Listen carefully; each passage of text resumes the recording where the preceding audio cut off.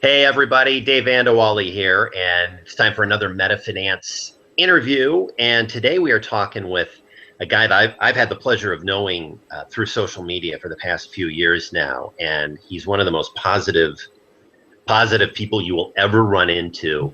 He's an entrepreneur, a leadership coach, an empowerment guy, and he wants to help enable people to live the best possible life they can as a coach. So it's a pleasure to welcome Jamelle Sanders to the show. Jamelle, how you doing today? I'm good. I'm good. Thank you for having me.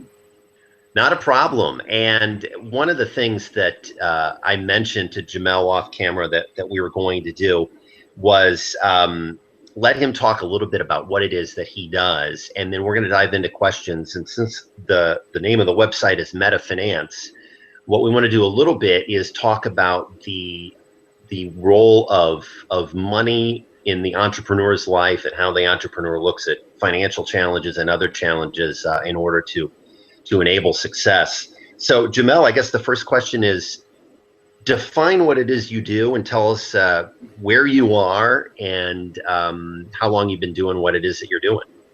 Okay. I'm in Gastonia, North Carolina, but everybody knows Charlotte. So we're like 20 minutes from Charlotte. So that's my area. But wow, what do I do? I am a coach, but everybody is a coach now. So what I do is I work with leaders, business leaders, executives, entrepreneurs, and I help them clarify their vision, their mission, their business. I help them build their business. I help them work through obstacles in their life or their business. And then I do a lot of things in terms of leadership development and coaching and empowering leaders to reach their full potential, and live events and books and a whole lot of other things. So that's what I do in a nutshell. Wonderful. And I can't help but notice that there are a couple of diplomas, certificates behind you from, at least one of them is from Johnson and Wales University. So my guess is that you have not always been in the coaching business. You might have been heading down a different path. Tell me how you went from Johnson and Wales to doing what you're doing now. That's a great question. My education at Johnson & Wales was in business and finance.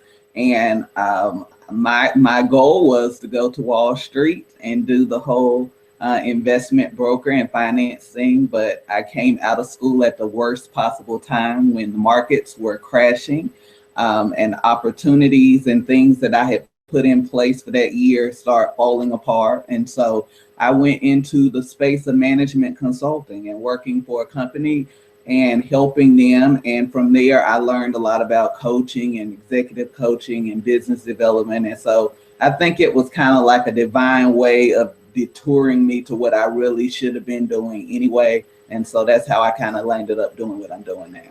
Wonderful. Now, you mentioned as we were setting this up that you've gone through a couple challenges yourself.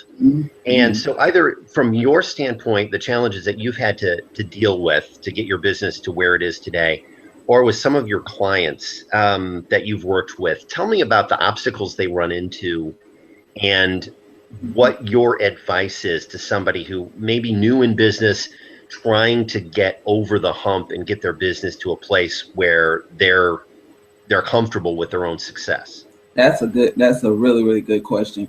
One of my biggest obstacles personally was funding. In the beginning, you have money, you have some savings, you have some people that had put money up to help you get going in your business.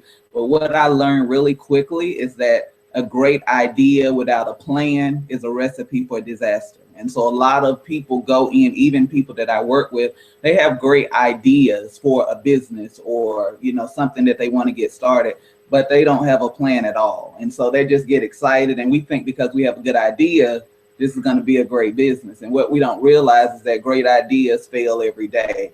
And so what happened was I had a lot of great ideas, but like I said, I didn't have plans. And so 6 months to a year in, we weren't making the progress that needed to be made. The business almost collapsed 3 times. And so, you know, at some point it's kind of like, well, maybe this is a sign that this is not something that I should be doing. But what I learned is that I didn't have a plan. And so once I really started talking to mentors and advisors and people, they kind of helped me structure and get on a plan of what I should be doing. And that started making a difference and a turnaround in the business. So that being said, when crazy noise. That being said, when you're focusing on planning a business, what's the most important aspect? Is it operations? Is it marketing? Is it financing? Is it everything rolled into one? And how do you approach the process of strategic planning for businesses that you work with? I love that question. I think all of it has to be considered, but I think one of the biggest obstacles for entrepreneurs is not having the structure of where they're going with this idea, what the plan is. Kind of plan out the business all the way. Even though it's not there yet, you might not be at the 6-7 figures that you want. Break it down. What is your operations going to look like? What is a payroll going to look like? What does it take every month to make sure that you're meeting the expenses that you need to meet? What systems do you need to put in place to get what you need to get done on a consistent and a daily basis? I think all of that has to be considered. And then I think one of the biggest pieces is the pitch. Most entrepreneurs have no idea how to sell their business. I can't tell you how many people I've talked to that come to me with a great idea, and I say, okay, sell me on it. Tell me about your business. What do you do? Why is it important? Why should people invest in it? And it's silence. They don't know how to communicate that vision. So it doesn't matter how great your marketing is, your operations are. It doesn't even matter if you start off with some good financing. If you don't know how to sell the business to somebody else, you're going to run into a lot of problems. And I think that is one of the things people just don't consider. They just think the idea is going to move itself and create success for them. Well, that's fascinating. And I guess to springboard on that, you know, the I don't know what you would call him, television personality Mike Rowe seems to talk a lot about how passion for something might actually be overrated and how the opportunities are out there and maybe the less sexy businesses. So what would you say in response to feedback like that, to the entrepreneur who says, I'm really passionate about this, I think I can make this work, but the reality is that maybe they don't have the solid footing or the solid plan to actually make it work? I love this because I was just coaching somebody about this a few weeks ago, and they were giving me this great idea, and they were excited, they were motivated about how they're going to succeed. And you know what I told them? I said, so what? And their eyes just got really, really big. And they were like, well, I'm passionate about it, and I believe. And I said, so what? So are the other 500,000 people that are getting ready to step out with an idea. And I think we got to make sure that we're not so passionate that we don't have a plan and that we haven't prioritized that plan into something that can create profits for us. And so one of the things I encourage people to do is not just be passionate, but I want you to do your homework. I want you to think your business out. I want you to think 6 months out, think 3 years out, think 5 years out, because those critical steps and strategies are what's going to separate your business from every other business. You got to find out how you're unique, and you got to have the ability to sell people on that, or you're not going to succeed, no matter how passionate you are. You are preaching to the choir, because I've had a lot of opportunities running my own business. I've had a lot of opportunities to work with startups, and I've turned a lot of them down because I just don't think that they're ready. I don't think that they have thought things through adequately enough, and they may have the greatest idea ever, but like you said, so what? I mean, it seems like every day you hear about somebody who's going to open a cupcake shop or open a bakery, and they're passionate about it and they're great at it, or somebody who wants to be a restaurateur, and you look at the failure rate of restaurants is just staggering. And it's almost like, well, we drive by in our neighborhood all the time. We drive by places that are just bad locations, and you'll see a business close down, and then 6 months later something else will come up in its place.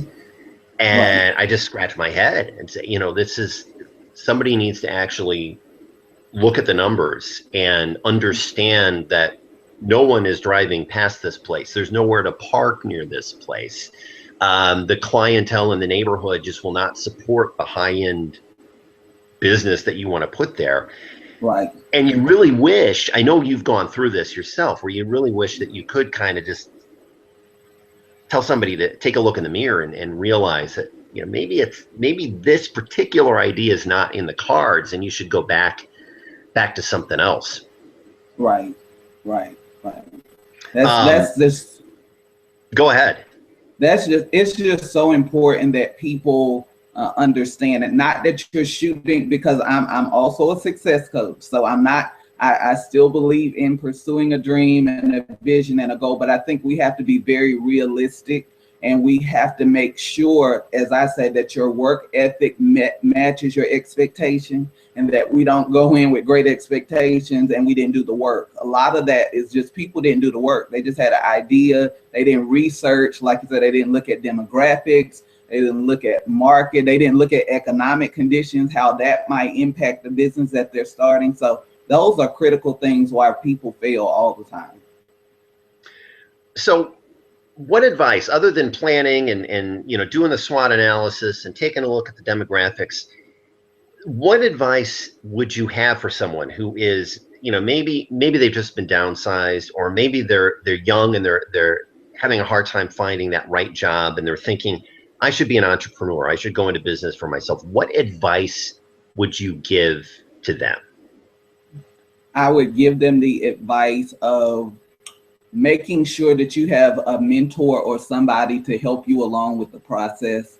I knew a lot about business and finance, but there was a whole lot that I did not know. And so I made it my duty to get around 7-figure mentors, 8-figure mentors, people that I knew could really help navigate me through that. And I don't think without that I would have made it, because I know a lot of young people, we're very ambitious and we think we know everything and we're just gonna go for it, and you don't have a clue what you're doing. So I think you need to get some help.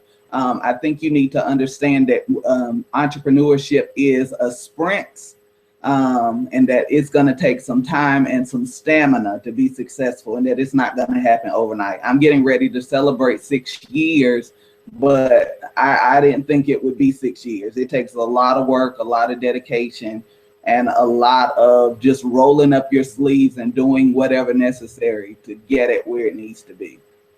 That's great advice. And if I could springboard on that, I know this is something that you found in your years of doing business. Isn't it interesting how people love to talk about themselves? And so if you get in front of a successful entrepreneur or someone who presents themselves as a successful business person, and you ask them just a couple of questions, well, what got you started? What got you into this? What advice would you have for me? A lot of times you'll find somebody they'll talk your ear off, because it's true to them. It's about them. It's right in their house. Right. And that's so important, because that piece is missing with young entrepreneurs. And I see them all the time. They have this idea, they have an app, they have something they want to develop. And I say, where are your mentors? Where are the people that are going to help you through this so you can be successful? It'll save them a whole lot of years and a lot of money if they do it the correct way. Beautiful.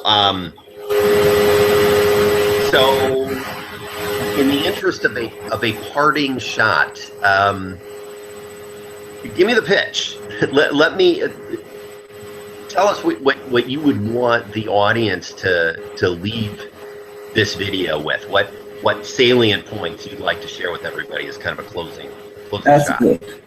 I think, just as I was just telling somebody recently, I think that entrepreneurship is alive and well. I think it's an amazing opportunity to create something innovative, to put a twist on something that's already been done, and to create a lucrative and a profitable business. But I also believe that in the same time and in the same process, that it is a sprint, that it's a lot of work, that you got to really count up the costs and make sure that you have the capacity to be an entrepreneur. Not that you just have the excitement and the passion, but do you really have the wiring? Can you survive seasons of no money? Can you survive seasons where it feels like your business is going under? Can you deal with seeing negative fiscal results in your business? Can you weather that, or do you just want to see immediate results? I think you got to think about all of that before you just say, I'm going to go into entrepreneurship, because I'm guaranteeing you it's going to be a good 3 to 5 years before you really start to see the fruit of what it is that you want to create. And I think without that stamina, without the coaches, the mentoring, without strategy, without effective systems in place, without planning, I think all of those pieces are so key to being an entrepreneur. And I would just encourage them, don't give up. Keep pursuing it. If this is something that you love, I believe that the pieces will come together. You'll find the resources, you'll find the people, you'll find what you need to make it work. But you gotta have the drive, not just passion. I think it's a difference between passion and drive. Drive is what causes people to be entrepreneurs. And if you have that, you're gonna have the edge you need to win. Wonderful, wonderful advice. Jamelle, thank you so much. Jamelle Sanders also will plug the book, author of the book Chosen. It's a book on leadership. You can find it on Amazon. We'll link to it on the site once this recording is up and running. Jamelle, thanks so much for your time today. I really appreciate it. Thank you.